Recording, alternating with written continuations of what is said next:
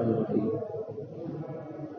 الحمد لله وكفى وسلام على عباده الذين اصطفى أما بعد أعوذ بالله من الشيطان الرجيم بسم الله الرحمن الرحيم إنما يعمر مساجد الله من آمن بالله واليوم الآخر وأقام الصلاة وآتى الزكاة ولم يخش إلا الله فعسى أولئك أن يكونوا من المهتدين. وقال تعالى وأقاموا الصلاة وأمرهم شورى بينهم. وقال النبي صلى الله تبارك وتعالى عليه وسلم ما خاب من استخار ولا ندم من استشار.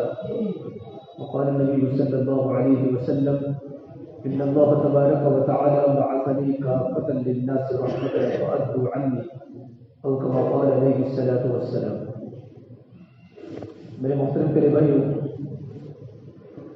اللہ تبارک و تعالیٰ کا بڑا کرم اور احسان ہے کہ اللہ تبارک و تعالیٰ نے ہمیں دین کی عالی اور مبارک محنت کے لیے قبول فرمایا. اس پر اللہ تبارک و تعالیٰ کا شکر ادا کرے. یہ دعوت کی مبارک محنت یہ اللہ تبارک و تعالیٰ کی بڑی نعمت ہے.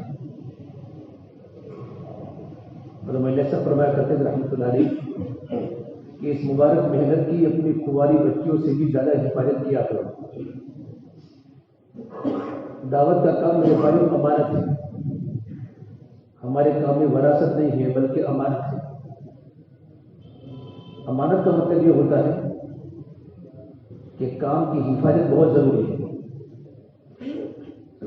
اللہ تبارک و تعالیٰ نے آپ صلی اللہ تبارک و تعالیٰ علیہ وسلم پر بلکہ آدم علیہ السلام کو تشریف سے لے کر سید المرسلین محمد عربی صلی اللہ تبارک و تعالیٰ علیہ وسلم کو اللہ تبارک و تعالیٰ نے اس مبارک محنت کے لیے اللہ نے دنیا میں مبعوث کیا. ہر نبی نے اپنے قوم کو اللہ کے دین کی دعوت دی. یہ مبارک جو محنت ہے وہ انبیاء علیہ السلام کیا کرتے تھے. اور انبیاء علیہ السلام صفات میں بھی کامل، علم میں بھی کامل. ان کی زندگی تقویٰ طہارت سے بھری ہوئی تھی. انبیاء علیہ السلام فہیم تھے. کان فہیمن حلیمن علیمن سلیمن، یہ سارے کے سارے انبیاء علیہ السلام کے صفات تھے.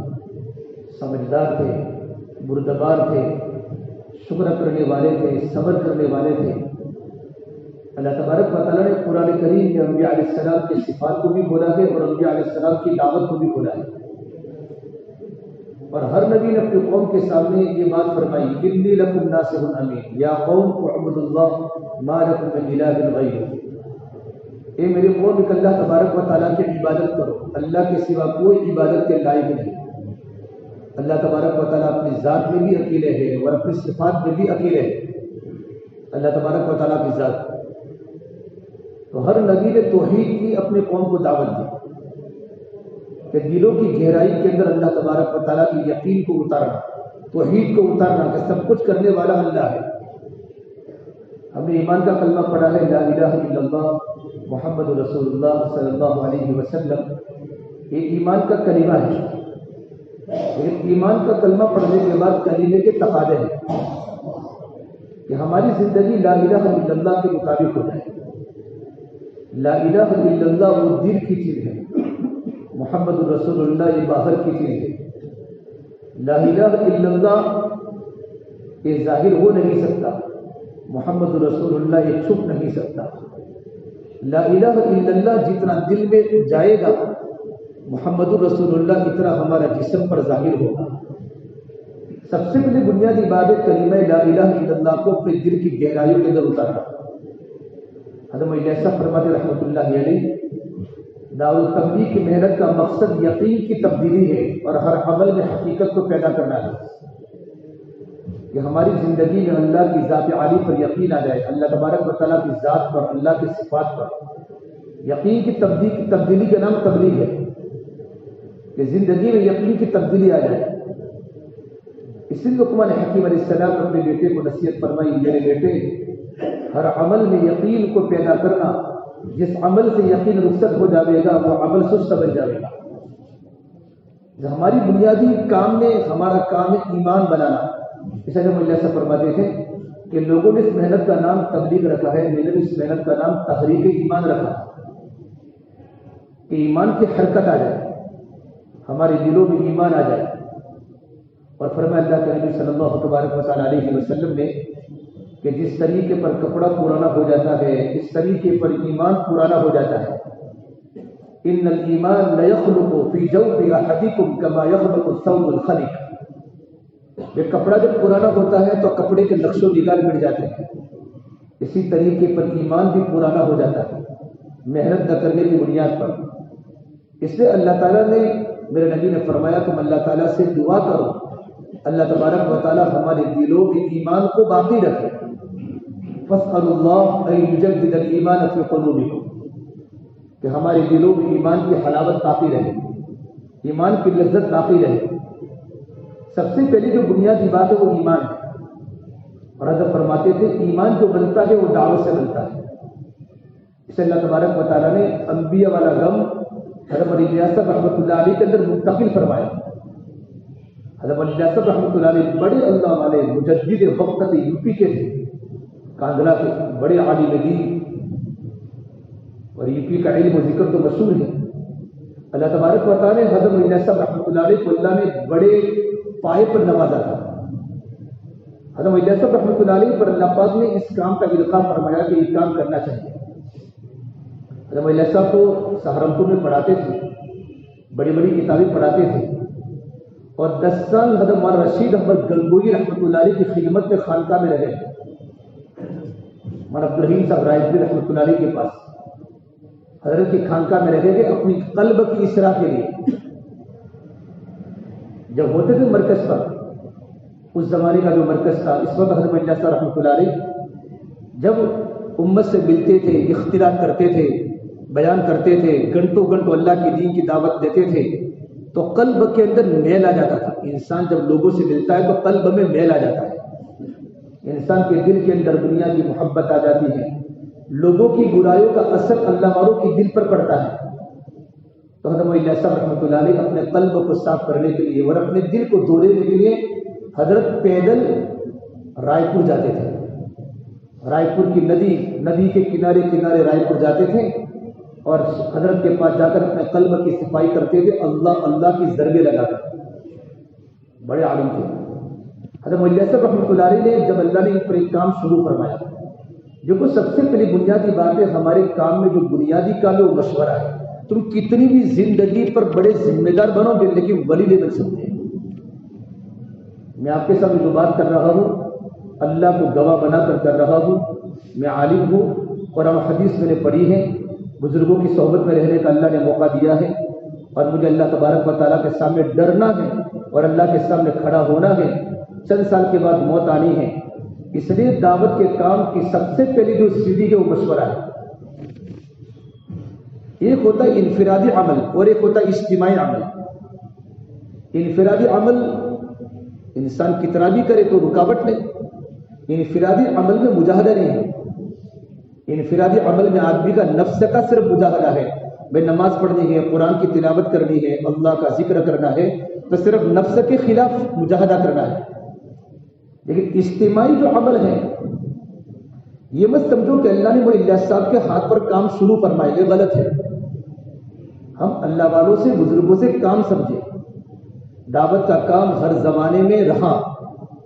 اللہ کے نبی صلی اللہ تبارک و تعالیٰ علیہ وسلم سے دعوت کی مبارک محنت انفرادی طور پر دنیا میں ہر جگہ پر رہی ہر علاقے میں رہی ہر ملک میں رہی. جیسا زمانہ ہوتا ہے ویسی دعوت بدلتی ہے. کتابوں کے ذریعے دعوت ہوئی تقریروں کے ذریعے دعوت ہوئی خانقاہوں کے ذریعے اللہ کے دین کی دعوت ہوئی. ہر زمانے میں اللہ کے بندے اللہ کے لوگوں کو دین کی دعوت دیتے تھے. لیکن اللہ تبارک و تعالیٰ نے حضرت مولانا الیاس رحمۃ اللہ علیہ پر اجتماعی کام الہام فرمایا. یہ اجتماعی دعوت عمومی دعوت یہ اللہ نے حضرت الیاس رحمۃ اللہ علیہ کو القاء فرمایا. حضرت الیاس صاحب سہارنپور میں پڑھاتے تھے. پڑھانے کے بعد سوچا کہ مدرسے میں جو طلبہ تو وہی آتے ہیں جن کے ماں باپ دیندار ہیں تو یہ تو صرف میرا کام اتنا ہی ہے کہ میں صرف بچوں کو پڑھاؤں. تو سہارنپور جیسے عظیم درجہ میں بڑے استاد حدیث ہونے کے باوجود وہاں سے نکل گئے مشورے سے جو کہا میں تو خانقاہ کھولوں گا. حضرت نے خانقاہ کھولی ماشاءاللہ اور حضرت کو اللہ تبارک و تعالیٰ نے ان کے قلب میں وہ نورانی عطا فرمائی تھی کہ مجمع حضرت کی خانقاہ میں آتا تھا تو کچھ ہی دنوں میں اللہ اللہ کی ضربیں لگا کر ولی بن جاتا تھا، اس کے چہرے پر ولایت کا نور ٹپکتا تھا۔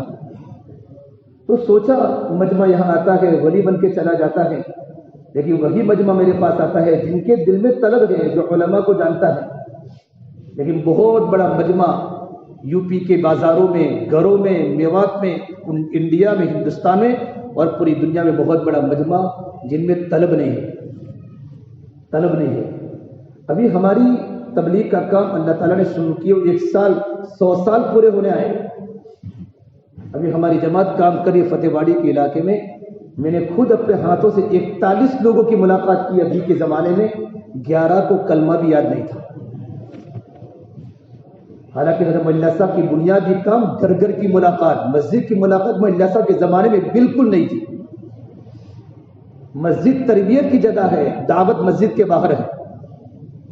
حضرت ملا صاحب رحمۃ اللہ علیہ پر اللہ نے کام کا القاء فرمایا، خانہ کعبہ میں گئے، حج کرنے کے لیے گئے، اور اللہ تبارک و تعالیٰ نے بشارت دی خواب میں، اور بشارت دینے کے بعد فرمایا اللہ تبارک و تعالیٰ تم سے کام لے گا۔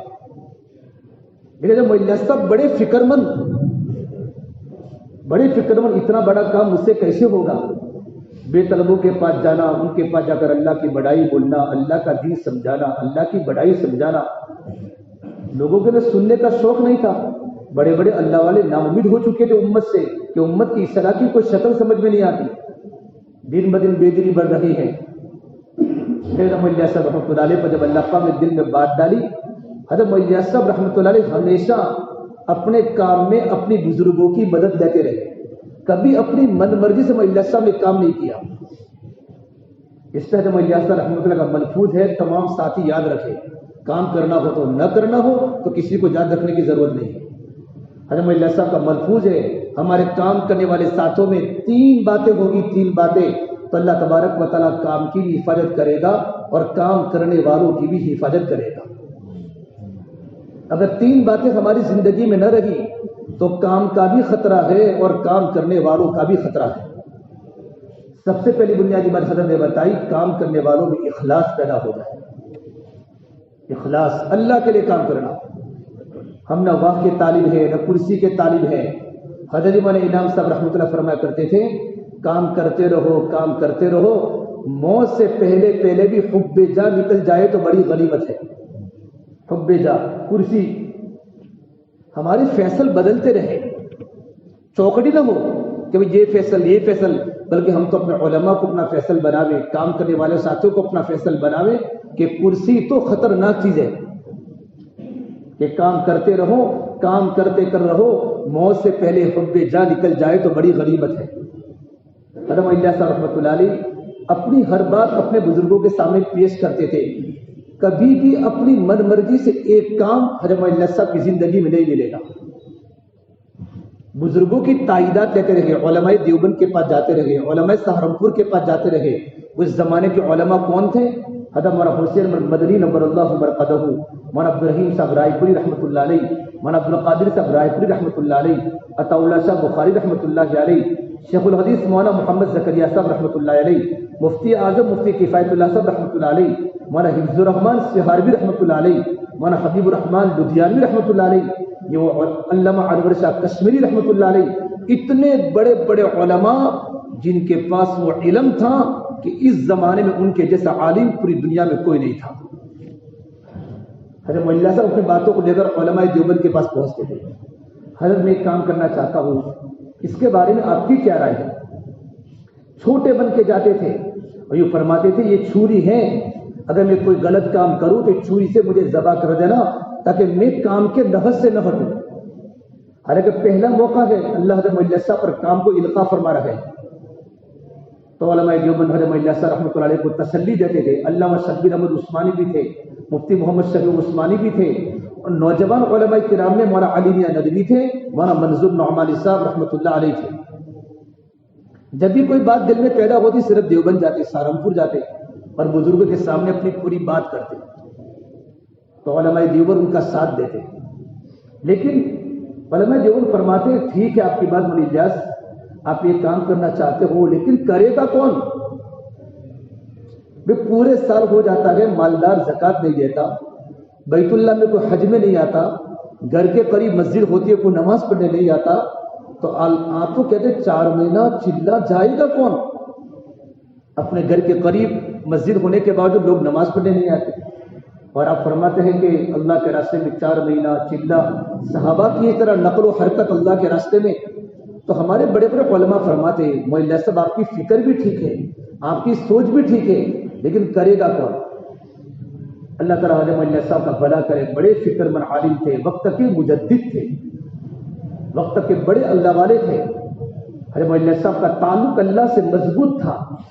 مولانا علی ندوی نے لکھا ہے حضرت مولا صاحب علیہ السلام، حضرت مولا صاحب رحمۃ اللہ علیہ کی روحانیت 1 سیکنڈ میں ہزاروں کلومیٹر کی رفتار تک اللہ تک پہنچتی تھی۔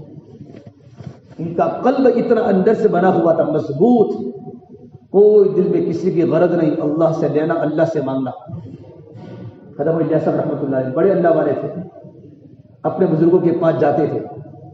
پھر مولا صاحب نے پریکٹیکلی کام شروع کیا۔ شروع کس پر کیا؟ ایسے طبقے پر کیا کام کیا جو طبقہ اس زمانے میں ڈاکو تھا، میواتی لوگ، ایک دم اجڑ قوم، جلدی کسی کے بات سمجھے نہیں، باتوں باتوں میں جھگڑا کر لے، تلوار نکال دے۔ اور اس وقت میوات کے زمانے میں خون ہوتے تھے، معمولی باتوں پر جھگڑے ہوتے تھے، قتل و قتال ہوتے تھے۔ حضرت مولا صاحب رحمۃ اللہ علیہ میوات میں جاتے تھے، میوات کی گرمی میں، اور میوات والوں کو جا کر وہاں گھنٹوں اللہ کی دین کی دعوت سمجھاتے تھے۔ میاں جی موسیٰ رحمۃ اللہ کا نام سنا ہوگا، میاں جی موسیٰ ہمارے اکابر میں مرکز میں تھے، میاں جی موسیٰ رحمۃ اللہ علیہ۔ تو میاں جی موسیٰ رحمۃ اللہ علیہ کے پاس حضرت مولا صاحب دعوت دے کر گئے۔ میاں جی موسیٰ ہل چلا رہے تھے، ہل۔ تو کہا میاں جی میری بات سن لو، میں اللہ کی دین کی دعوت دے کر آیا ہوں۔ تو میاں جی موسیٰ نے مولا صاحب کو تماچا مارا کہ مولوی دوبارہ مجھے ہاتھ لگایا تو۔ دعوت کے کام کی ابتدا گراوٹ ہے، دعوت کے کام کی انتہا اکرام ہے، دعوت کا پہلا وقفہ تربیت ہے۔ ہمارا کام میں کانٹوں کے سین کے پھولوں کے سین نہیں ہے، دعوت کے کام میں مجاہدہ ہے۔ حضرت فرماتے تھے کہ نئے کام کرنے والوں کا جمنا مشکل ہے، وہ لوگ جمیں گے جو بزرگوں کے زمانے میں لگے ہیں۔ استدبار کے زمانے میں جب لوگوں کا استقبال نہیں تھا، جماعت کو کوئی پوچھنے والا نہیں تھا، اس زمانے میں جماعتیں کام کرتی تھی، پیدل جاتی تھی، چولہے لے کر جاتی تھی، چولہے سلگاتی تھی، اور کبھی مسجد میں کوئی ان کو پوچھنے والا نہیں تھا۔ اس زمانے کے لوگوں کو اللہ تبارک و تعالیٰ موت تک جمائے گا، اور استقبال کے زمانے میں لگنے والوں کا کوئی گارنٹی نہیں۔ ان کو تو بڑوں کے تابع رہیں گے تو جمیں گے، مشورے کے تابع رہیں گے تو جمیں گے، کیونکہ اس زمانے میں نفسانیت زیادہ ہے، نفس۔ قاری محمد طیب رحمۃ اللہ علیہ کی حیات تھے، حضرت مولا صاحب نے پریکٹیکلی جماعتیں بھیجنا شروع کی۔ کہاں بھیجی؟ جہاں ہمارے بڑے بڑے اکابر تھے، علماء۔ تھانہ بیون بھیجی، جلال آباد بھیجی، گنگو بھیجی، میوات والوں کو لے کر 1 دن جاؤ، 2 دن جاؤ۔ تمہارا شرح تھانوی رحمۃ اللہ علیہ اتنے بڑے عالم، مولانا صاحب رحمۃ اللہ علیہ ان کا نام لیتے لیتے رو جاتے تھے۔ مولانا تھانوی کا اتنے بڑے عالم، انہوں نے کتنی کتابیں لکھی ہیں، حق گو تھے، حق گو۔ ایک بار ان کے خلیفہ ان کو ملنے کے لیے تھانہ بھون آئے، تھانہ بھون حضرت ان کو خلافت دی تھی، بچے کو لے کر آئے، پوچھا کہاں سے آئے؟ کہ یہاں سے آیا ہوں۔ کہ بس میں آیا؟ کہ بس میں آیا۔ کہ بچے کی ٹکٹ لی؟ کہ دی۔ کہ کتنی لی؟ کہ ٹکٹ تو آدھی لی۔ کہ بچے کی عمر کتنی ہے؟ کتنی؟ اتنی عمر میں تو آدھی ٹکٹ نہیں ہوتی، پوری ہوتی ہے۔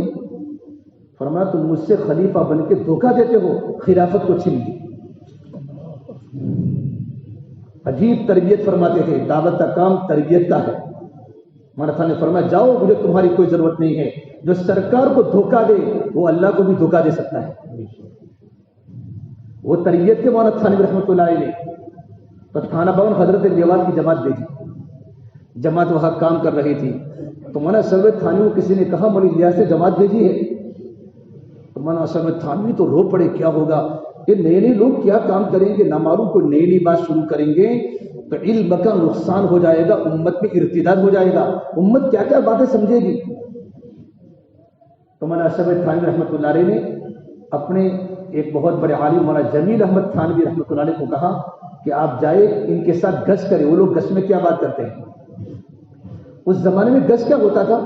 میواتی کلمہ پڑھاتے تھے، کہ تم کلمہ پڑھو، ہمارا کلمہ سنو، لا الہ الا اللہ محمد رسول اللہ، یوں کر کے تھانہ بھون کی گلیوں میں گشت ہوا۔ تمہارا جلیل صاحب نے کہا یا تو کسی کو کلمہ بھی یاد نہیں ہے۔ جب گشت مکمل ہو چکا، تمہارا جمیل احمد تھانوی مولانا تھانوی کے پاس کہا حضرت بہت کچھ ہو چکا، عجیب ہو گیا، عجیب۔ پھر کیا عجیب ہوا کہ آپ کے خانقاہ میں آنے والے لوگوں کو تو کلمہ یاد نہیں ہے۔ ابھی میں گشت میں چلا، پھر مولانا اشرف تھانوی نے پوچھا بھائی جماعت کہاں ہے؟ کہ جماعت تو فلاں مسجد میں ہے۔ تو مولانا اشرف تھانوی وہاں گئے، پتلے پتلے تھے، اور مولانا اشرف تھانوی نے جماعت کا کھانے کا عمل دیکھا کہ کھانا سنت کے مطابق کھا رہی ہے۔ تو اس وقت مولانا اشرف تھانوی کا مشہور جملہ جو آپ تمام علماء کرام کی زبان پر ہے کہ الیاس نے یاس کو آج سے بدل دیا۔ مولوی الیاس نے یاس کو آج سے بدل دیا۔ یاس کا مطلب ہوتا ہے ناممکن کو ممکن کر دیا۔ امت کی اصلاح ناممکن لگ رہی تھی کہ امت اب سدھرنے کی نہیں ہے، لیکن اللہ تعالیٰ نے صاحب کے دل پر اللہ نے ایسا کام ڈالا ہے، اب اللہ کی ذات سے امید ہے کہ اللہ تبارک و تعالیٰ دنیا میں ہدایت کی ہواؤں کو پھیلائے گا۔ اور ہمارا صاحب نے کھانے کی جماعت کی دعوت کی 5 روپے دیے، 5 روپے، کہا میری بیوی بیمار ہے، میں آپ کو 5، اس زمانے کے ایک آنے میں 2 پہر کی دعوت ہوتی تھی، 5 روپے اس زمانے میں دیے۔ وہ جماعت والے کہتے ہیں ہمارا چلہ گزر گیا، 3 روپے میں ہمارا چلہ پورا ہوا، تبھی 2 برکت والے روپے ہمارے جیب میں اخیر تک باقی رہے۔ بڑے بڑے ہمارے علماء دیوبند نے دعوت و تبلیغ کی حفاظت کی ہے۔ حضرت مولانا صاحب رحمۃ اللہ علیہ جب کام شروع فرمایا تو ان کے بیٹے مولانا یوسف صاحب رحمۃ اللہ علیہ کو تبلیغ سے کوئی تعلق نہیں تھا، کوئی تعلق ہو، تو علمی آدمی تھے، سہارنپور میں پڑھاتے تھے اور دہلی نظام الدین کاشف العلوم میں پڑھاتے تھے۔ 24 گھنٹے ان کا مشغلہ علم و ذکر کا تھا، علم، بڑے عالم تھے، کتابوں کو چاٹتے تھے۔ لیکن حضرت مولانا انعام الحسن صاحب رحمۃ اللہ علیہ اور مولانا یوسف رحمۃ اللہ دونوں شیخ الحدیث مولانا زکریا صاحب کے دونوں داماد ہیں، دونوں دوست بھی تھے، دونوں کی ایک ہی دن شادی بھی ہوئی بخاری کے جلسے میں۔ لیکن مولانا یوسف رحمۃ اللہ علیہ کو علم کی فکر تھی اور مولانا انعام صاحب رحمۃ اللہ علیہ حضرت مولانا صاحب کے ساتھ ہمیشہ رہتے تھے۔ ایک بار جب بھی کوئی جماعت کام کر کے آتی نا میوات کی، تو مولانا صاحب فرماتے میاں جی عبدالرحمان کو جاؤ میرے بیٹے یوسف کے پاس لے جاؤ کارگزاری سنانے کے لیے۔ تو مولانا یوسف فرماتے کیوں آئے ہو؟ اس بوڑھے نے تم کو بھیجا ہے میرے پاس، جاؤ میں تمہاری کارگزاری نہیں سنتا، جاؤ، یہ بیکار کام ہے، بیکار وقت ضائع کر رہے ہو۔ کام جلدی ہر ایک کو سمجھ میں نہیں آتا، صرف غصے نہیں ہونے کا، ہمارے کام میں صبر ہے، بردباری ہے۔ اللہ جب کام دینے پر آتا ہے تو ان سے وہ کام لیتا ہے کہ ہم سوچ نہیں سکتے۔ حضرت مولانا صاحب رحمۃ اللہ علیہ بڑا کام کیا، وقت سے زیادہ ہو جائے گا، میرے پاس صرف آدھا گھنٹہ ہے۔ حضرت مولانا صاحب رحمۃ اللہ علیہ کے انتقال کے وقت بہت بیمار تھے، ہمارا علی میں ندوی رحمۃ اللہ علیہ ہمارا منظور نعمانی صاحب حضرت کو ملنے کے لیے آئے، تو حضرت کی سکتہ کی حالت تھی، بہت بیمار تھے۔ تو فرمایا بڑے الیاس صاحب بہت بیمار لگتے ہو، فرمایا تمہارا ہی ستایا ہوا ہو۔ کیا ہوا حضرت؟ کہ تم علماء کرام نے اگر اس کام کو نہ سنبھالا تو مجھے خطرہ ہے مستقبل میں ایک کام کوئی فرقہ گمراہ فرقہ نہ بن جاوے، گمراہ تحریک نہ بن جاوے، اس کام کو علماء ہی سنبھال سکتے ہیں، آپ لوگ اس کام کو سنبھالو ورنہ ہمیں خطرہ ہے یہ کام کو نیا طریقہ ایجاد نہ کر لے۔ جب مولانا صاحب نے مولانا علی میں ندوی کو فرمایا، انتقال کا وقت قریب تھا، مولانا یوسف صاحب کو بلایا بیٹے کو، 1944 میں انتقال ہوا حضرت کا۔ مولانا یوسف صاحب رحمۃ اللہ کو بلا کر فرمایا بیٹا گلے مل لے، چلو ہم تو چلے۔ اتنا کہنے کے بعد مولانا صاحب رحمۃ اللہ کا انتقال ہوا۔ انتقال جب ہوا ہے سارا کا سارا مولانا صاحب کا غم حضرت مولانا یوسف صاحب علیہ الرحمہ کے اندر منتقل ہو گیا، اندر کی نسبت منتقل ہو گئی۔ باپ کی جو فکریں تھیں، ابا جان کی فکریں، وہ ساری کی ساری فکریں حضرت مولانا یوسف رحمۃ اللہ علیہ کے اندر منتقل ہو گئی۔ لیکن مولانا صاحب نے مولانا یوسف رحمۃ اللہ کو امیر نہیں بنایا، خالی کا بیٹا مجھ سے گلے مل لے، گلے مل لے، چلو ہم تو چلے، ان کو ذمہ دار نہیں بنایا۔ جب مولانا صاحب کا انتقال ہوا نظام الدین میں، تو ایک نیو مسلم مرکز میں داخل ہوا، نیو مسلم، بڑے بڑے علماء موجود تھے، اور نیو مسلم نے آ کر مرکز میں یوں کہا، مولانا یوسف صاحب نے فرمایا اے مولانا یوسف اپنے ابا کی پیشانی پر عطر کو خوب رگڑیو، میں نے اس بوڑھے میاں کو گھنٹوں گھنٹوں اپنی پیشانی کو زمین پر رگڑتے ہوئے دیکھا ہے۔ اتنا امت کا درد تھا۔ انتقال کیا ہوتا جب مولانا صاحب کا وزن 30 کلو ہو چکا تھا۔ مولانا یوسف رحمۃ اللہ علیہ جب آئے تو مشورہ کیا، جب ان کو کام کی ذمہ داری جو سونپی ہے نا ڈائریکٹ نہیں ملی. جو ہمارے کام کا بنیادی کام میں نے کہا تھا حضرت اللہ صاحب نے فرمایا 3 باتیں ہیں. پہلا ہمارے کام کرنے والوں میں اخلاص آ جائے, نمبر 2 آپس میں اجتماعیت, اور نمبر 3 باہمی مشورہ. دعوت کا کام پورا کا پورا مشورے کے تابع ہے, مشورے کے تابع ہے. یہ فرمایا اللہ صاحب نے اگر کام کرنے والوں میں اخلاص آ گیا, آپس میں اجتماعیت آ گئی اور باہمی مشورہ, ہر کام اگر تم نے مشورے سے کیا نا اللہ کام کی بھی حفاظت کرے گا, کام کرنے والوں کی بھی حفاظت کرے گا. خدا نہ کرے اگر تم نے اپنی من مرضی سے کام کیا اور اخلاص کی جگہ پر ریاکاری آ گئی, اجتماعیت کی جگہ پر خلفشات ہو گیا, تو کام کا بھی خطرہ ہے, کام کرنے والوں کا بھی خطرہ ہے. میں بزرگوں سے بار بار بلخص سنا ہے. مولانا یوسف رحمۃ اللہ علیہ جب نظام الدین میں تھے تو شیخ الحدیث مولانا زکریا صاحب رحمۃ اللہ علیہ پورے علماء دیوبند کو مرکز میں حاضر کیا. مولانا عبدالرحیم صاحب رائے پوری, مولانا عبدالقادر صاحب رائے پوری کہ ذمہ داری کس کو دے, تو سب کی رائے پر حضرت اللہ صاحب رحمۃ اللہ کے انتقال کے بعد مولانا یوسف رحمۃ اللہ علیہ کو ذمہ دار اور امیر شیخ الحدیث مولانا زکریا صاحب نے بنایا. تو مولانا یوسف رحمۃ اللہ علیہ جب 44 میں ذمہ دار بنے دعوت کے کام کے, لیکن اپنی پوری زندگی میں 1965 تک حضرت کے زمانے میں عربوں میں کام پھیلا, کام بہت دنیا میں چلا. حضرت اللہ صاحب کو توترا بولتے تھے, فکر بہت تھی, اور مولانا یوسف رحمۃ اللہ کی زبان قرآن و حدیث سے مسائل مستنبط کرنا اور قرآن و حدیث سے دعوت کا استنباط کرنا, یہ اللہ نے حضرت کی زندگی میں ایسا دیا تھا کہ سارے کے سارے علماء دیوبند ان کے بیانات پر متفق تھے.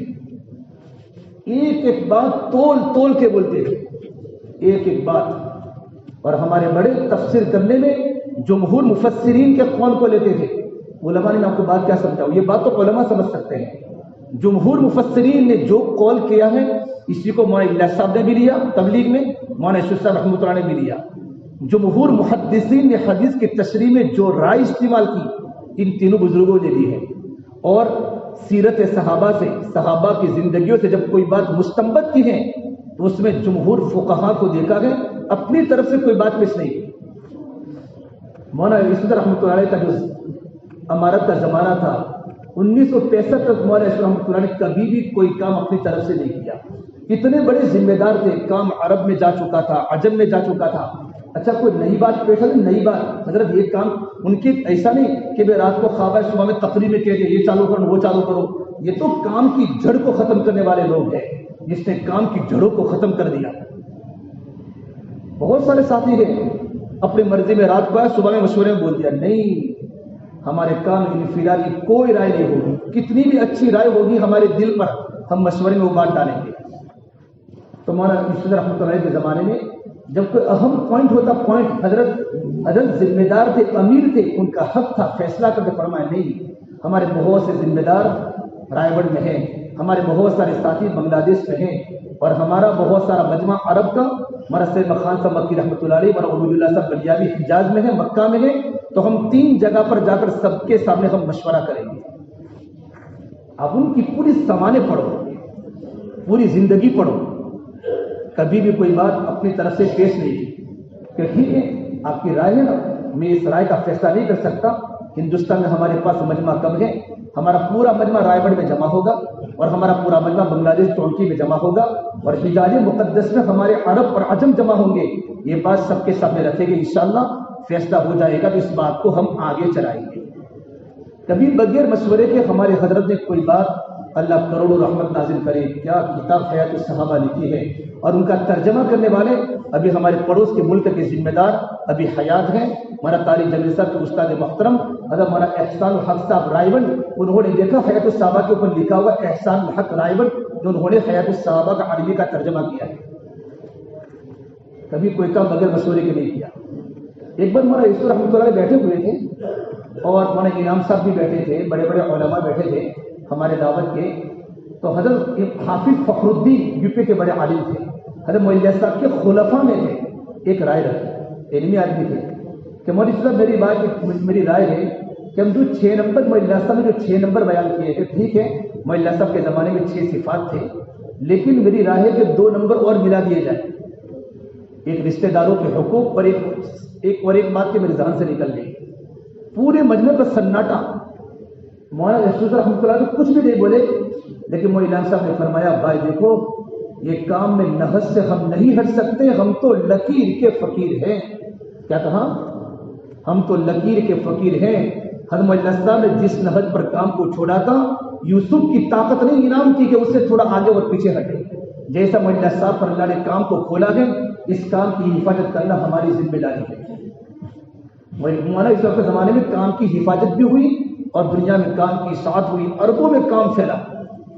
یہاں تک 1965 میں حضرت مولانا یوسف رحمۃ اللہ کا انتقال ہو گیا. پاکستان میں انتقال و رائے بڑھ گئے تھے، اور انتقال کے بعد ان کا جنازہ بائیر نظام الدین میں لایا گیا اور وہاں حضرت کو دفن کیا گیا اپنے باپ ابو کے پاس. مولانا یوسف رحمۃ اللہ کا انتقال 1965 میں ہوا، اور 65 میں حضرت مولانا یوسف اللہ پیدا ہوئے اور ان کے پوتے مولانا صاحب دوسرے دن پیدا ہوئے. انہی کے بیٹے ہیں، بڑے عالم ہیں، دوسرے دن پیدا ہوئے. مولانا یوسف کے انتقال کے بعد حضرت مولانا انعام الحسن صاحب رحمۃ اللہ علیہ جو مولانا صاحب کے ساتھ زندگی گزاری اور مولانا یوسف رحمۃ اللہ علیہ کے ہم ذوالفت سادھو تھے، دعوت کے کام کو سمجھے ہوئے تھے. بلکہ ہم نے بڑوں سے بزرگوں نے سنا کہ مولانا یوسف رحمۃ اللہ علیہ ہر بات میں مولی انعام کو بلاؤ. لوگ کہ مولی انعام کون ہے؟ مولی انعام تو شہزادے کی طرح تھے، علم بہت گہرا تھا اور چہرے پر اتنی وجاہت تھی کہ کوئی ان کے پاس بیٹھتا تو ڈر جاتا تھا، بولتے نہیں تھے. کبھی حضرت جی کو بیان کرتے سنا آپ نے؟ دعا کرتے سنی ہوگی ہمارے پرانوں نے. مولی انعام سے پوچھ کر ہر بات کا مشورہ کرتے تھے. پھر شیخ الحدیث مولانا زکریا صاحب رحمۃ اللہ علیہ نے مشورہ کیا، اب کس کو ذمہ دار؟ مولانا یوسف رحمۃ اللہ علیہ حضرت مولانا انعام صاحب کو ذمہ دار نہیں بنایا، دنیا سے پردہ فرما دے، کسی کو امیر نے بنایا. مولانا انعام صاحب رحمۃ اللہ علیہ کو ذمہ دار بنایا شیخ الحدیث مولانا زکریا صاحب رحمۃ اللہ علیہ نے. تمام علماء دیوبند اور تمام نظام الدین کے پورے عملے کے سامنے مشورہ کر کے سوچنے کے بعد حضرت مولانا انعام صاحب کو مشورہ پر ذمہ دار بنایا. جب ان کو ذمہ دار بنایا تو مولانا یوسف کے بیٹے مولانا ہارون صاحب موجود تھے. مولانا صاحب کے والد صاحب موجود تھے، بڑے عالم تھے، دیندار تھے، متقی تھے، عمر چھوٹی تھی. تو میوات والے آگے مرکز میں، اور میوات والوں کو حضرت مولانا صاحب کے گھرانے سے بڑی عقیدت تھی. ہوتی ہے جو آدمی کام کرے گا عقیدت ہوگی. ان کے ذہن میں یہ تھا کہ بیٹے ہی امیر بنے. حالانکہ ہمارے سامنے صدیق اکبر رضی اللہ تعالیٰ کا انتقال ہوا. اللہ کے نبی دنیا سے پردہ فرمانے کے بعد 2 سال خلافت سنبھالی. ان کے بیٹے عبد الرحمن بن ابو بکر بڑے عالم تھے، بڑے صحابی تھے، علم بھی تھا. لیکن انتقال کے وقت کس کو ذمہ دار بنایا؟ عمر کو بنایا. اللہ لوگوں نے کہا آپ کا بیٹا عبد الرحمن کہ نہیں، میرا بیٹا امیر نہیں بن سکتا. حضرت عمر میں جو صفات ہے وہ میرے بیٹے عبد الرحمن میں نہیں ہے. پھر لوگوں نے کہا حضرت عمر تو بہت سخت ہے، آپ کی موجودگی میں فیصلہ کرتے تھے ہمارے خلاف، اب تو وہ خود فیصل بن چکے ہیں. لمبی بات ہے، بہت تفصیل سے کھولا ہے اس پر. حضرت عمر فاروق فرمایا میں اللہ تبارک و تعالیٰ کو بھی جانتا ہوں، تو مجھے اللہ سے زیادہ بڑھ ڈالا ہوں، اور عمر کو بھی جانتا ہوں. میری امت کے سب سے بہترین فرد کو ذمہ داری کے لیے میں نے منتخب کیا ہے. حضرت عمر کے زمانے میں 11 سال 12 سال خلافت کے زمانے میں کتنا بڑا کام ہوا. یوں فرمایا اگر میری موجودگی میں اگر ایک دریائے فرات پر، نہر فرات پر ایک کتا بھی پیسہ مرے گا، کل قیامت کے میدان میں عمر کو جواب دینا پڑے گا. امیر المومنین تھے، ان کی پوری کارگزاری آپ کے سامنے کیا انصاف قائم کیا. حضرت عمر فاروق دنیا میں تھے، جب ان کو لگا کھنجر تو فوراً کہا حضرت آپ کے بعد، فرمایا کسی کا نام طے نہیں کیا، یوں کہا میں 6 انسانوں کے نام لیتا ہوں، ان 6 میں سے کسی کو منتخب کر لینا. دعوت کا کام خلفائے راشدین کی طرح ہے. عبیدہ بن جراح رضی اللہ تعالیٰ عنہ، حضرت عثمان بن نورین رضی اللہ تعالیٰ عنہ، حضرت طلحہ، 6 کا بنائے 6 کی شورا کہ ان میں سے کسی کو منتخب کر لینا. لیکن میرے بیٹے عبداللہ کو مت بنانا. کیا کہا؟ میرے بیٹے، لکھا ہے حدیث میں ہے، میرے بیٹے عبداللہ بڑے عالم تھے اور بڑے متقی صحابہ میں ان کا شمار ہے. ان کا بیٹا عبداللہ، میرے بیٹے سے رائے تو لے سکتے ہو، لیکن میرے بیٹے عمر کے گھر میں امارت کا فندہ نہیں چاہیے. امارت معمولی چیز نہیں ہے. امارت کی صفات لکھے ہیں، کون امیر بن سکتا ہے. یہ بنتے ہیں فیصل جلدی، یہ فیصل بننے کے اندر بھی صفات ہونے چاہیے. کون فیصل بن سکتا ہے؟ 5 شرطیں لکھی علماء نے بخاری شریف میں. یہ 5 شرطیں ہوں تبھی بھی وہ جا کر فیصل بن سکتا ہے. لیکن میری بات الگ ہو جائے گی. مولانا محمد یوسف رحمۃ اللہ علیہ کے انتقال کے بعد حضرت مولانا رحمۃ اللہ علیہ کو ذمہ دار بنایا. میوات آ گئے نظام الدین میں کہ مولوی ہارون کو ذمہ دار بناؤ. مولوی چونکہ مولوی اللہ صاحب کے بیٹے مولوی یوسف صاحب، مولوی صاحب کے بیٹے مولانا ہارون صاحب، چونکہ مولوی ہارون صاحب کو ذمہ دار بناؤ. لیکن مولوی ہارون صاحب بزرگوں کے صحبت یافتہ تھے، اپنے ابا کی زندگی دیکھی تھی، اپنے ابا کے پاس رہے تھے، کام کے نحت کو سمجھے ہوئے تھے. تو مولوی ہارون صاحب کی کتاب سوان ہارون، اور مولانا ہارون صاحب کی پوری زندگی لکھی ہے. پورے میوات والوں کو للکا کے کہا آئندہ کبھی تم نے زبان کھولی میری امارت کے بارے میں تو میں اللہ کے سامنے تمہارے خلاف کھڑا ہو جاؤں گا، میں امیر بنوں جبکہ بڑے بڑے اکابر موجود ہیں. اور مولانا ہارون صاحب نے کہا دعوت کے کام میں وراثت نہیں چلتی کہ باپ امیر ہو تو بیٹا امیر بن جاوے، دعوت کے کام میں تو قربانی چلتی ہے. حضرت انعام صاحب تو مولانا صاحب کے ساتھ کے بزرگ ہیں، اس لیے مولانا ہارون صاحب کی استقامت پر میوات والے گھروں پر چلے گئے. پھر جھگڑا نہیں ہوا، بہت کوشش کی مولانا ہارون صاحب کو ذمہ دار بنانے کی اور مرکز کا نظام درہم برہم کرنے کی بڑی کوشش کی، کیونکہ جاہل تھے بیچارے، عقیدت تھی ان کو، اور ان کا کیونکہ علم نہیں تھا، علم تو تھا نہیں، محبت میں آتے تھے کہ مولانا ہارون صاحب ہمارے فیصل بنے. لیکن تمام علماء نے مشورہ کر کے حضرت جی مولانا انعام صاحب کو ذمہ دار بنایا. جب حضرت مولانا انعام صاحب فیصل بنے، بیان کون کرے؟ تو حضرت تو بیان کرتے نہیں تھے. فجر کے بعد مولانا الیاس صاحب کرتے تھے. مولانا الیاس صاحب کے انتقال کے بعد مولانا یوسف رحمۃ اللہ علیہ 18 گھنٹے بولتے تھے، بڑے عالم تھے. حضرت جی مولانا انعام صاحب کا علم بہت تھا، فکر بہت تھی، بات نہیں کرتے تھے. تو پھر کیا کیا کہ کس کا بیان فجر کے بعد طے ہو؟ مولانا عمر صاحب پالنپور رحمۃ اللہ علیہ نے حضرت مولانا یوسف رحمۃ اللہ کی بڑی صحبت پائی تھی. تو سب کا مشورہ ہوا کہ عمر صاحب پالنپوری فجر کے بعد بات کریں گے.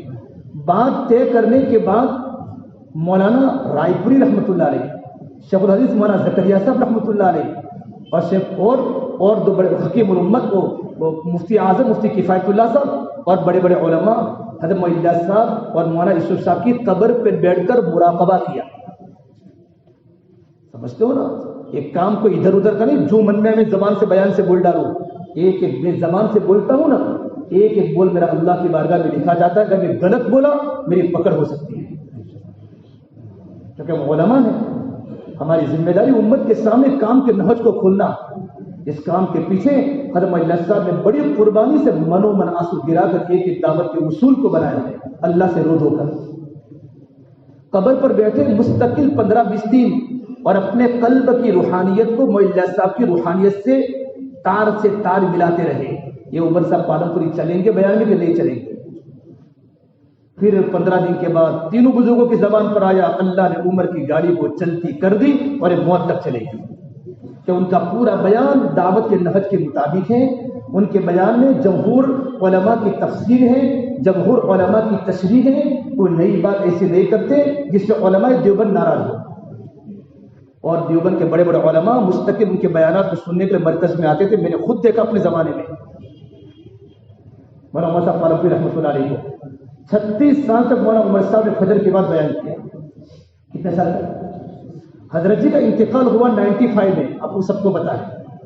ایک بار حضرت رحمۃ اللہ علیہ رات کو ان کے خادم سلیمان جانجی، اپنے گجرات کے سب جانتے ہیں سلیمان جانجی رحمۃ اللہ علیہ، سلیمان جانجی ان کے خادم تھے. ایک بار حضرت کو دیکھا کہ حضرت اپنے کمرے میں ہیں اور رو رہے ہیں. روتے روتے روتے روتے صبح 4 بج چکے اور اچانک ان کی حرکت بند ہو گئی، پاؤں کا ہلنا بند ہو گیا، ہاتھ کا ہلنا بند ہو گیا. حضرت مولانا انعام صاحب رحمۃ اللہ علیہ بڑے عالم تھے، سمندر تھا علم کا، دعوت کے کام کی بصیرت تھی.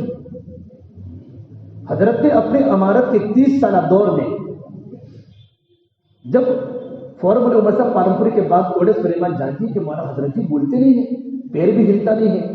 عمر صاحب تہجد میں دوڑتے دوڑتے آ کر دیکھا حضرت کے پیر پر ہاتھ لگا تو حضرت کے پیر گرم تھے. تو حضرت نے کھڑے ہو کر کے سلام کرنے کے بعد فرمایا، حضرت کیوں روتے ہو؟ تمہارا چہرہ داغدار ہے، تمہاری داڑھی تربتر ہے.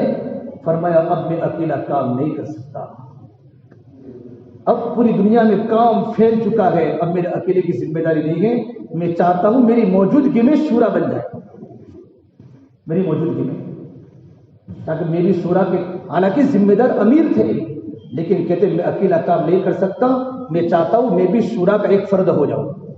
حضرت جی مولانا انعام صاحب رحمۃ اللہ علیہ تو کہا حضرت آپ ذمہ دار ہیں، جب تک آپ حیات ہے تب تک تو آپ امیر ہیں. فرمایا ٹھیک ہے میں ذمہ دار ہوں لیکن میں تمہارے فیصلوں کے تابع ہوں. ایک بار حضرت جی رحمۃ اللہ علیہ کو امارت کے بعد شیخ الحدیث مولانا زکریا صاحب نے پوچھا کیونکہ ان کے داماد تھے کہ مولانا انعام امارت کے پہلے اور امارت کے بعد میں کیا فرق ہے؟ تو فرمایا امارت کے پہلے تو میری ایک رائے ہوتی تھی، کیا ہوتی تھی؟ اور امارت کے بعد تو میری رائے ہی ختم ہو گئی، میں تو ساتھیوں کے رائے کے تابع ہو گیا۔ یہ ہمارے بڑے ہیں، ساتھیوں کے رائے کے تابع ہو گیا، میری اب کوئی رائے نہیں ہے، ساتھی جو رائے دیتے ہیں میں فیصلہ کر لیتا ہوں۔ کیا بصیرت تھی دعوت کی محنت میں۔ انتقال کے 6 سال پہلے فرمایا اب شورا بنا دو، تو کہا یہاں ساتھیوں نے کہا کہ رائے گڑھ میں جمع ہوں گے، حجاز مقدس میں جمع ہوں گے، ٹونکی میں جمع ہوں گے، ہمارے سارے کے سارے اکابر وہاں جمع ہوئے، اور جمع ہونے کے بعد 10 ساتھیوں کی شورا بنائی، 10 ساتھیوں کی۔ حاجی عبدالوہاب صاحب پاکستان کے رحمۃ اللہ علیہ، ان کا بھی انتقال ہوا۔ حضرت مولانا سعود صاحب دامت برکاتہم، حضرت مولانا زبیر صاحب رحمۃ اللہ علیہ، مولانا عمر صاحب پالمپوری رحمۃ اللہ علیہ، مولانا سید خان صاحب مکی رحمۃ اللہ علیہ، میاں جی محراب رحمۃ اللہ علیہ، مولانا اظہار الحسن صاحب رحمۃ اللہ علیہ، ان 10 ساتھیوں کی شورا بنائی، اور حضرت اس شورا سے رائے لے کر فیصلہ کرتے ہیں۔ اس کے بعد جب شورا بنائی شورا، اس کے بعد بہت ملکوں کے سفر ہوئے، آسٹریلیا کے سفر ہوئے، افریقہ کے ملکوں کے سفر ہوئے، اور حضرت فیصلہ کرتے تھے اور شورا کام کرتی تھی۔ 95 میں حضرت کا انتقال ہو گیا، 95 میں حضرت کا انتقال ہو گیا، تو حضرت کے انتقال کے بعد 20 سال تک یہ شورا کے مشورے سے پوری دنیا میں کام چلتا رہا، پوری دنیا میں کام چلتا رہا۔ اور نظام الدین مرکز میں جب ان کا انتقال ہوا تو رائے گڑھ میں سارے کے سارے حضرات جمع تھے، اور جمع ہونے کے بعد حاجی عبدالوہاب صاحب نے جملہ کہا، ابھی وہ ریکارڈ حاجی صاحب کا بیان موبائل میں موجود ہے ابھی کا۔ حاجی عبداللہ صاحب نے فرمایا بھائی میری رائے ہے کہ 10 ساتھیوں کی شورا میں کسی کو فیصل تو بنا دو، کسی کو کیا بنا دو، جبکہ بڑے بڑے اجتماع میں کوئی فیصل کوئی امیر طے کر لو۔ تو مولانا سعود صاحب نے اس وقت کہا تھا حضرت کوئی امیر نہیں رہے گا، اور کوئی نہیں بولا۔ حضرت مولانا سعود صاحب نے فرمایا حضرت کوئی امیر نہیں بنے گا، اس لیے کہ میرے چاہنے والے بھی موجود ہیں اور مولانا زبیر صاحب کے چاہنے والے موجود ہیں، تو مولوی زبیر صاحب کے چاہنے والے مجھ سے کٹیں گے اور میرے چاہنے والے مولانا زبیر صاحب سے کٹیں گے۔ یہ بات مولانا سعود صاحب نے کہی، حاجی صاحب نے فرمایا، اس لیے میری رائے کہ شورا پر کام ہوا جائے۔ دوسری بات فرمائی مولانا سعود صاحب نے، حاجی صاحب نے کہا کہ میں نے اس کی بات کو زبردستی مشورے میں ڈال کر میں نے قبول کیا کہ جو حضرت مولانا انعام صاحب رحمۃ اللہ علیہ کے زمانے میں بیعت ہوتی تھی، تو ہمارے بڑے بڑے دنیا کے عرب اور عجم کے ساتھی حضرت جی سے بیعت تھے۔ تو مولانا صاحب صاحب نے ایک بات فرمائی، دیکھو حضرت اب مرکز میں بیعت نہیں ہوگی، کیا مولانا صاحب صاحب نے کہا مرکز میں بیعت کبھی نہیں ہوگی۔ حضرت کا انتقال ہو گیا، ان کو پتا تھا کہ ان کے بیٹے مولانا زبیر صاحب ہے مرکز میں، جو علم کے اعتبار سے بھی اونچے ہیں، عمل کے اعتبار سے، تقویٰ طہارت کے اعتبار سے بخاری شریف پڑھاتے تھے، تو پورا مجمع ان سے جڑ جائے گا۔ تو بیعت کا سلسلہ منقطع کیا، تمام اکابرین ناراض ہوئے ان کی رائے سے، لیکن تب بھی حاجی صاحب نے فیصلہ کیا بیعت بند، اب مرکز میں بیعت نہیں ہوگی۔ اسی بات مولانا صاحب صاحب نے کہی کہ مشورہ 2 بزرگوں سے ہوگا۔ آپ کو میں کیا صرف کام سمجھے ہوئے ساتھی ہوتے میں پوری بات سمجھاتا۔ کل ہند کا مشورہ، پورے ہندوستان کا مشورہ نظام الدین ہر 3 مہینے پر ہوتا تھا، تو 2 کرسیاں لگتی تھی۔ تو مولانا صاحب صاحب نے فرمایا ایک کرسی نہیں، میں بھی بیٹھوں گا، مولانا زبیر صاحب بھی بیٹھیں گے، اور دونوں سے مسافہ کر کے مجمع اپنے اپنے گھروں پر رخصت ہوگا۔ یہ 3 باتیں مولانا نے رائے گڑھ کے مشورے میں طے کروائی۔ حضرت جی کا 95 میں انتقال ہوا، 95 کے انتقال کے بعد حضرت کے ساتھ آہستہ آہستہ سارا مجمع اللہ کا پیارا ہو گیا۔ مولانا عمر صاحب پالمپوری 97 میں چلے گئے، مولانا سلمان خان صاحب مکی 98 میں چلے گئے، میاں جی محراب چلے گئے، مولانا سعد صاحب کے نانا مولانا اظہار صاحب علیہ رحمہ وہ بھی چلے گئے، صرف بچے صرف 3 ساتھی، کتنوں کا انتقال ہوا؟ 7 کا۔ مولانا زبیر صاحب بچے، مولانا سعد صاحب بچے نظام الدین مرکز میں، اور پاکستان میں حاجی عبدالوہاب صاحب 3 ساتھی بچے۔ اور 95 کے بعد ہمارے کام کا جو نہج تھا وہ نہج ٹکڑے ٹکڑے ہونے لگا، کیونکہ ہم دعوت کے کام میں مشورے کے تابع ہوتے، جب بھی کوئی بات شروع کرنے کی ہوتی ہے سب مل کر مشورہ کرتے ہیں۔ اور اس وقت مولانا یوسف رحمۃ اللہ علیہ کے زمانے کے بزرگ مرکز میں تھے، مولانا ابراہیم صاحب دیولا، مولانا یعقوب صاحب سہارنپوری، مولانا احمد ڈار صاحب دامت برکاتہم، ڈاکٹر نادر علی صاحب، ڈاکٹر خالد صدیقی صاحب، ڈاکٹر ثناء اللہ صاحب، پروفیسر عباس صاحب، بڑے بڑے علماء مرکز میں موجود تھے۔ جب بھی کوئی بات ہوتی مشورے سے طے ہوتی۔ اچانک فجر کے بعد کا بیان ہو گئے، تو فجر کے بعد میں بیان میں نئی نئی باتیں، نہیں تو مشورے میں کوئی جانتا نہیں، تو میں نے دیکھا کتنے یو پی کے علماء میرے سامنے سال لگانے والے، بجنور کے، سہارنپور کے علماء، یہ کیا ہے یہ کیا ہے؟ चालू बाजारों में 4 महीने में 3 महीने पूरे करके साल खत्म करके वापस चले गए, तो मसाइल लिखे उन्होंने, हम देवबंद फतवा पूछेंगे, ये बात कहाँ है? मैं खुद वहां से, मेरे पास सारी की सारी कापियां, अगर कहो तो मैं आपको बता दूं, पूरे बयानात की मैंने मुफ्ती साहब को बताई, तारीख के साथ लिखी हुई है, काम के नहज को तोड़ने की सारी बातें हम सुनते, यार बुजुर्गों की किताबों में ये बात तो नहीं मिलती, ये बातें कहां से लाते हैं? फिर मौलाना जुबैर साहब रहमतुल्लाह अलैह के पास मैं खुद इशा के बाद गया, हमारे वहां इमाम साहब फजर के बाद के 2.5 घंटों के बयान में मुंतखब और आधा घंटा मुंतखब पर बयान। साल वाले उलमा परेशान, भाई कोई बुजुर्ग बोलता नहीं है, रायगढ़ में कोई बोलता नहीं, टोंकी में कोई बोलता नहीं, मुल्कों में कोई जमात बोलती नहीं, वही अकेले फर्द बोलते हैं। और दावत के काम की मौलाना साहब ने पहली बात बताई थी, बाहर मशवरा, अगर मशवरा टूटेगा तो काम पर भी खतरा है, काम करने वालों पर भी खतरा है। हम इशा की नमाज के बाद मौलाना जुबैर साहब के पास गए, हयात थे, कहा हजरत ये हमारे मौलाना फरमाते हैं मुंतखब पढ़ो, एक दिन मुंतखब एक दिन फजर। तो मौलाना जुबैर साहब, अल्लाह की कसम खाकर ये जुमला कहता हूँ, मौलाना जुबैर साहब ने कहा बेटा बगैर मशवरे के बोलते हम भी क्या करें, ये किताब इनफिरादी मुताले की है, इज्तिमाई तालीम की किताब नहीं है। न हमारा मशवरा टोंकी में हुआ है, न हमारा मशवरा रायगढ़ में हुआ है, क्यों बोलते हैं? हम भी परेशान हैं। मौलाना जुबैर साहब का जुमला, और जो उलमा मेरे साथ थे उसमें 2 उलमा, एक आलिम कलकत्ता के थे, एक आलिम बुलंदशहर के थे और एक आलिम गुजरात के थे, ये सारे के सारे बैठे। तो फिर क्या हुआ, आहिस्ता आहिस्ता काम का नहज बदलता गया। हमारे बुजुर्गों ने कहा जब काम का नहज बदलेगा, देखो एक बात याद रखो, दावत का काम वो मनसूस नहीं है, दावत का काम मुस्तहद है, कुरान और हदीस से इस्तिंबात किया हुआ काम है। और हमारे हजरत ने दावत के काम के तमाम कामों को कुरान और हदीस से समझाया। ये चीज फिर बयान में दावत तालीम इस्तिकबाल में नई बात हो गई, कभी जिंदगी में किसी ने सुना नहीं था। मौलाना 1995 तक कोई इंसान दावत तालीम इस्तिकबाल को जानता तक नहीं था, मुंतखब को जान। ठीक है, अगर किसी भी अमल को चालू करना हो तो तमाम हाजी अब्दुल्ला साहब मौजूद थे, मौलाना जुबैर साहब मौजूद थे, सारे अकाबिर की मौजूदगी में उसका मशवरा होता तो पूरी दुनिया में एक बात चलती कि नहीं चलती? पूरी दुनिया में। हम 2012 में यमन थे, यमन का बहुत बड़ा इज्तिमा अरब का, पड़ोस के मुल्क की 700 जमातें यमन में थी उस वक्त, साल की जमातें, 7 महीनों की जमातें। और हिंदुस्तान के एक आलिम ने तश्कील की कि मुंतखब पढ़ो, तो जमात में बड़े बड़े उलमा खड़े तो फरमाया क्यों मुंतखब पढ़े, हमारे पड़ोस के मुल्क में तो कोई जानता ही नहीं है इस किताब को, ये कौन सी किताब है? इस वक्त मैंने सोचा ये क्यों मुंतखब की बात करते हैं। मैंने उनको जाकर कहा कि निजामुद्दीन मरकज के अंदर भी तो किताब नहीं पढ़ी जाती, मरकज के अंदर भी। तो फरमाया जब तुम आओगे तो किताब पढ़ी जाएगी। मैंने उनको कहा तुमने कैसे कह दिया बगैर मशवरे को किताब पढ़ी जाएगी, तुम तो यहाँ हो, ये तो मशवरा पूरी दुनिया के मजमे में होता है। तो मेरी तरफ देख कर कहने लगे साल सही लगाया है। मैंने कहा मौलवी साहब अल्लाह पर रहम करो, तुम क्या बात करते हो, हमारे बुजुर्गों ने रो धो कर काम को लिया है और मरकज की इमारत खड़ा करने में हमारे बुजुर्गों के पसीने लगे हैं, क्या तुम काम की हिमायत तोड़ते हो? बड़े बड़े अकाबिर मौजूद हैं, हमारा इब्राहिम साहब, हाजी अब्दुल्ला साहब मौजूद हैं, मौलाना जुबैर साहब बांग्लादेश में मौजूद हैं, बड़े बड़े उलमा के मशवरे में बात चलेगी तो हम चलाएंगे। यूं करके बहुत सारी बातें, मैं आपको तफसील में नहीं जाना चाहता। हमारे बुजुर्गों ने चुपके बात को समझाना शुरू किया, मौलवी साहब ये बात मत करो, ये बात मत करो, ये बात मुनासिब नहीं है, ये बात मुनासिब नहीं है। बकल मर इब्राहिम साहब, मैंने खलवतों में मौलाना के पास कमरे में जाकर कितनी बार समझाया, मौलाना ये बात मत करो, आप बुजुर्गों की औलाद है, काम का नहज टुकड़े टुकड़े हो रहा है, हर मुल्क में इफ्तिराक इंतशार हो चुका है कि मुंतखब पढ़े कि फजाइल पढ़े, हमारे मशवरे में तुम बात लाओ, अगर मशवरे में तय हो जाएगी तो हम सब कहेंगे मुंतखब पढ़ो। फरमाया मैं जो कहता हूँ आप नहीं समझ सकते।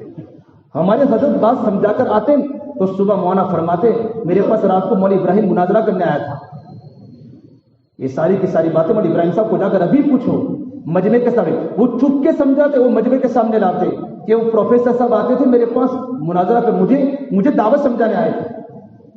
मैं आपको क्या बात कहूं, हमारे बड़ों ने सोचा। फिर आगे की बात, आयद अल करनी जिद्दा के बड़े आलिम और अब्दुल वजीद इब्न अब्दुल्ला बिन बास सऊदी के सबसे बड़े मुफ्ती को पता चला कि दावत का काम नहज से हटा है। जस्टिस मुफ्ती तकी उस्मानी साहब, मुफ्ती जरवली खान साहब और हमारे यहाँ के उलमाए देवबंद इतने खुतूस साल वाले उलमा के पहुंचे, दावत का काम सही नहज पर नहीं है, अब एक गुमराह फिरका है, तुम फतवे का जवाब गुमराह फिरका से दे दो ताकि दावत का काम खत्म हो जाए। تو علماء دیوبند نے جلدی قلم نہیں ہلایا، کہا نہیں، ہم اپنے پاکستان کے اور انڈیا کے بزرگوں سے ملیں گے اور ان کو جا کر کہیں گے بھئی یہ سب تم کیا کر رہے ہو؟ تو ہمارے بزرگوں نے کہا بھائی ہم نہیں بولتے، ایک فرد بولتا ہے، ہم سمجھا تو ہماری بات سمجھ، فرمایا اگر تم ان کا ساتھ دو گے نا تو ہماری قلم فرقہ ضالہ میں لکھی جائے گی کہ دعوت کا کام اب شکل بدل چکا ہے، اور سعودی والوں نے کام بند کرنا شروع کر دیا، وہاں کے علماء نے فتویٰ دیا اس نہج پر کام گمراہ ہے۔ پھر جب ہمارے بڑے آہستہ تھا، پھر کیا ہوا؟ حضرت جی رحمۃ اللہ کے انتقال کے بعد جو میں نے پہلی بات آپ کے سامنے کہی تھی کہ پھر مولانا زبیر صاحب کا انتقال ہو گیا، اب 2 انسان بچے، تو فرمایا میں امیر ہوں۔ اور اس کے بعد جب لوگوں نے کہا وہ امیر کیسے ہیں؟ بھئی کسی جو لوگ جماعتوں میں جاتے ہیں تو کسی کو امیر بناتے، بغیر امیر بنے کو امیر بنتا ہے؟ اور حاجی عبدالوہاب صاحب تو پڑوس کے ملک میں حیات ہے، ابھی 2 فرد موجود ہے کہ میں امیر ہوں۔ ایک انسان کی فیکٹری ہے، 10 پارٹنر ہے، اور 9 پارٹنر یک کے بعد دیگر مر جاوے تو کیا 10واں پارٹنر سب پوری فیکٹری کا؟ بھئی سب کا حق ہے، سب کی ذمہ داری ہے۔ یوں کر کے امارت کا دعویٰ کیا۔ پھر اس کے بعد کیا ہوا؟ جب ہمارے سارے کے سارے اکابر رائے بند پہنچے، اور رائے بند پہنچنے کے بعد ہمارے بزرگوں نے کہا دنیا میں خلبل بچی ہے، جو شورا حضرت جی نے بنائی شورا کی تکمیل کرو۔ کیا کرو؟ شورا کی تکمیل کرو۔ مولانا صاحب موجود ہیں، مولانا حاجی عبداللہ صاحب آپ دونوں موجود ہیں، 8 ساتھی کا انتقال ہو گیا، اب شورا کی تکمیل فرمائے۔ تو حاجی صاحب نے کہا مولانا ابراہیم تمہاری کیا رائے ہے؟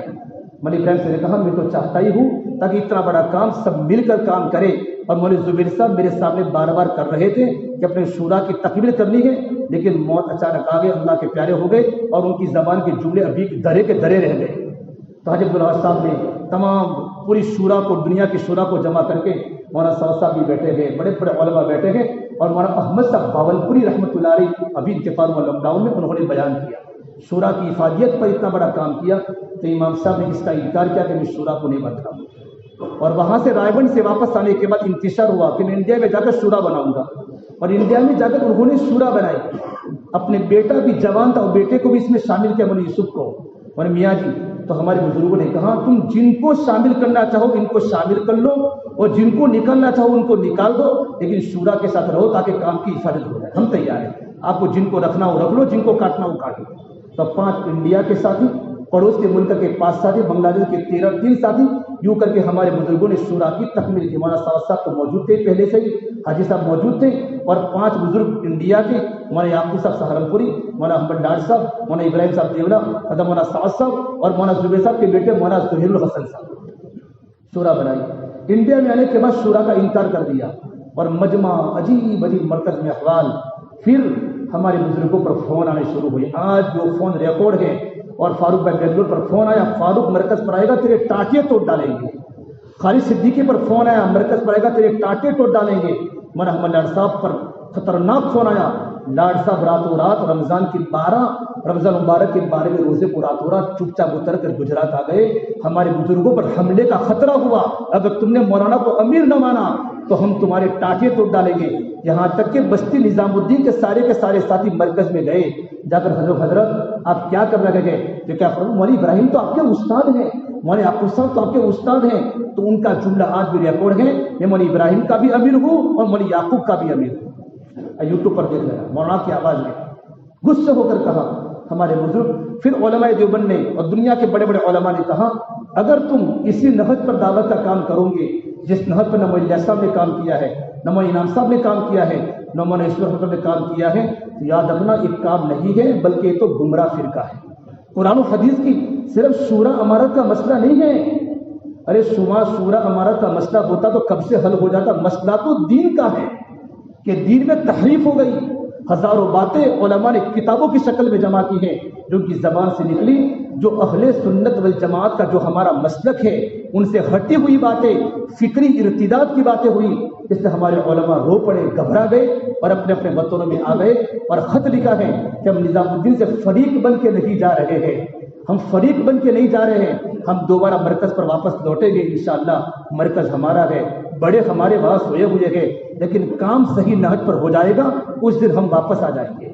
بڑے ابراہیم صاحب نے خط لکھا ہے، میں نے استخارہ کر کے وہاں سے نکلا ہوں، یا اللہ میں جن بزرگوں نے 50 سال 60 سال چار دیواری میں لگائے ہو اور دنیا میں دین کا کام کیا ہو، ان بزرگوں کے نکلنے پر کتنے ان کے آنکھوں سے آنسو گرے ہوں گے، یہ تو وہی جانتے ان کے کلیجے کس طریقے پر گرم ہوئے ہوں گے۔ لیکن میرے بھائی جب کام کا نہج بگڑا اور علماء کی قلبیں چلنے شروع ہوئی، پھر علماء دیوبند نے فتویٰ دیا، پھر ہمارے اکابر اس طرف آئے۔ بھائیو آج بھی ہمارے بڑے ہیں، ہم کسی کی مخالفت نہیں چاہتے، لیکن دیکھو محبت، میں بھی 2015 میں اختلاف کے بعد میں حضرت مولانا صاحب کے پاس گیا، میرے حضرت سے گہرے تعلق ہے، میرے دل میں ان کی بڑی محبت ہے، میں ان کے گھر پر جاتا ہوں، دسترخوان پر کھاتا ہوں، میں پورا دن وہاں رہا، اور مولانا نے مجھے پوچھا کہ مولانا کیسا رہا مرکز میں؟ میں نے کہا مولانا فجر کی بات بھی سنی، روانگی کی بات بھی سنی، لیکن سب بات کرنے والوں کا ڈھنگ بدل چکا ہے، وہ نورانیت نہیں ہے جو نورانیت پہلے تھی۔ مولانا نے فرمایا ٹھیک ہے، مجمع ہر ایک کی بات کا نہج بدل چکا ہے، کیونکہ کام نہج سے ہٹ چکا تو ہر ایک کی بات بدل چکی ہے۔ رہا ہمیں کسی سے دشمنی نہیں ہے، لیکن نہج ہمارے بزرگوں کا جو دین ہمارے بڑے ان کا جو نہج ہے، ان نہج سے ہم کبھی نہیں ہٹیں گے۔ ہمارے علماء نے بڑی محنت سے ہم کو دعوت کا کام دیا ہے۔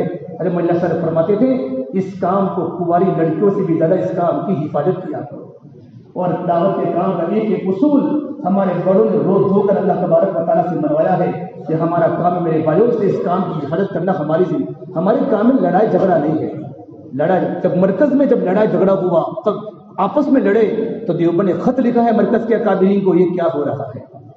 پوری دنیا میں یہی واحد کام جس میں لوگ محبت سے ملتے گلے ملتے، کیا ہو رہا ہے؟ امارت کے دعوے پر لڑائی ہو رہی ہے، جھگڑے ہو رہے ہیں۔ پھر میرے پاس اللہ تعالیٰ نے کام دنیا میں شروع کر دیا، اب صحیح نہج پر کام دنیا میں ہو رہا ہے۔ مجلسہ کا ملفوظ یاد رکھنا، اخلاص، آپس میں اجتماعیت اور باہمی مشورہ، یہ ہماری کام کی 3 بنیادیں ہیں، اور ہمارے بزرگوں نے جس نہج پر ہمیں کام کو چھوڑا ہے۔ دیکھو حق ایک ہوتا ہے، ہم حق پر جمے رہے، دعوت، تعلیم، استقبال۔ بھئی گشت میں کیا ہوتا ہے؟ گھر گھر کی ملاقاتیں ہوتی ہے نا، دعوت تعلیم اس حضرت فرماتے ہیں کہ گھر گھر کی ملاقات کرنا خلاف سنت ہے، گھر گھر کی ملاقات کرنا خلاف سنت ہے۔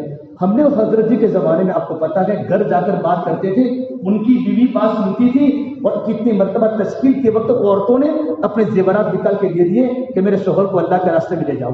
کہا حضرت نے فرمایا کہ مسجد کے اندر بات کرنا سنت ہے، مسجد کے باہر جہالت کا غفلت کا ماحول ہے، وہاں بات کرنا خلاف سنت ہے۔ اب تھیٹر میں جا کے کون دعوت دے گا؟ دعوت تو مسجد کے باہر کی چیز ہے، مسجد تو تربیت والا عمل ہے۔ افریقہ میں جماعتیں ہمیں بہت ساری ملی کہ مولانا ہم سے کام نہیں ہوتا۔ میں کہا کیوں؟ میں کہا تم نے کام کا ڈھنگ غلط پکڑا ہے۔ افریقہ میں لوگ مسجدوں میں نماز پڑھنے نہیں آتے اور تم ان کو مسجد میں لا کر دین کی بات کرتے ہو۔ اب تم ہفتے میں 2 گشت ہوتے، ایک اپنا گشت، دوسرا گشت۔ اب روزانہ دعوت تعلیم استقبال کا کروں گے، باہر لوگوں کو وہی ساتھی ملیں گے جو گشت میں ملتے، یہ کیا روزانہ پکڑ پکڑ کے ہم کو مسجد میں لاتے ہیں؟ تو کام پورا خلط ملط ہو گیا۔ یہ تو سمجھنے کی بات ہے۔ یہ جتنے کرکٹ اور دعوت میں مسجد میں لا کر بات کی، اب جتنے ایکٹر آئے مسجد میں لا کر بات کی، ہمارا کام تو کھیتوں میں، ریلوں میں، جھیلوں میں، قلبوں میں جا کر ہمارے ساتھی اللہ کے دین کی دعوت دیتے ہیں۔ یہ کام کا نہج بدلا، طبقاواتی جوڑ پھوڑے، طبقاواتی جوڑ، بھئی پڑھے لکھوں کا جوڑ، انجینئر کا جوڑ، ڈاکٹر کا جوڑ۔ حضرت نے فرمایا ہمارا کام امت ہے، ہم طبقاواتی جوڑ کو کبھی نہیں کریں گے۔ تینوں حضرت جی کے زمانے میں طبقاواتی جوڑ ہو رہے تھے، 15 سال تک طبقہ واتی جوڑ ختم ہو گیا نا، ان کی وجہ سے کتنے طبقہ واتی، کتنے پڑھے لکھے لوگ دعوت کے کام سے مانوس نہیں ہوئے۔ پھر ہمارے بزرگوں نے طبقہ واتی جوڑ شروع کیے، رکشہ والوں کے جوڑ کرتے نبی 15 سال تک بالکل حضرت بند کرا دیا تھا، کوئی طبقہ واتی جوڑ نہیں کر سکتا۔ ایسی بہت ساری باتیں مستورات میں، ہماری صرف مستورات کی تعلیم میں 2 باتیں ہیں، ایک تو گھروں کی تعلیم اور ساتھ میں 6 صفات۔ حضرت نے 5 چیزیں بنا دی، 6 صفات، گھر کی تعلیم، قرآن کے حلقے، مشورہ اور تشکیل۔ اب تشکیل، اب یہ 5 باتیں تینوں حضرت جی کے زمانے میں نہیں تھی، بیرون کے 4 مہینے تھے، حضرت نے 5 مہینے کر دیے۔ اچھا مشورے سے کوئی بات ہوتی ہے تو ہمارے اکابر اس بات کو لیتے، ایسی بہت ساری باتیں بغیر مشورے کے ہوئی، جیسے ہمارے بڑوں پر دکھ ہوا، لیکن ہمارے بڑے کبھی خلاف نہیں ہوئے۔ آج ان کے تم بیانات سنو میرے بھائیو، ہمارے سرکٹ ہمارے جوہا پورا میں کتنا آسان کام چل رہا تھا الحمدللہ۔ اور میں ابھی کینال کے علاقے میں کام کر رہا ہوں، میں ان کو جا کر کہا تم کیوں جھگتے ہو، یہاں کا جو نہج ہے اس کے تابع ہو جاؤ بھائی، کام کرو۔ لوگوں کو کلمے کا پتہ نہیں ہے، امت مرتد ہو رہی ہے اور تم اپنے نہج کی بات کرتے ہو. تم کتنا بھی کام کرو گے برکت نہیں ہوگی. برکت تو ہمارے 3 اللہ والوں کے رونے اور دھونے کی بنیاد پر اللہ کے اوپر. جب علماء دیوبند علماء کا جس کام میں ساتھ نہیں ہوتا وہ کام نہیں ہوتا. کہتے ہیں کچھ علماء ہر ایک عالم نہیں ہوتا. وہ علماء ربانیین جن پر قرآن و حدیث کا علم ہوتا ہے, جن پر اللہ تبارک و تعالیٰ کام کو الہام کرتا ہے, جب تک ان کا سپورٹ ہمیں نہیں ملے گا تبھی ہم کام کو آگے نہیں کر سکتے.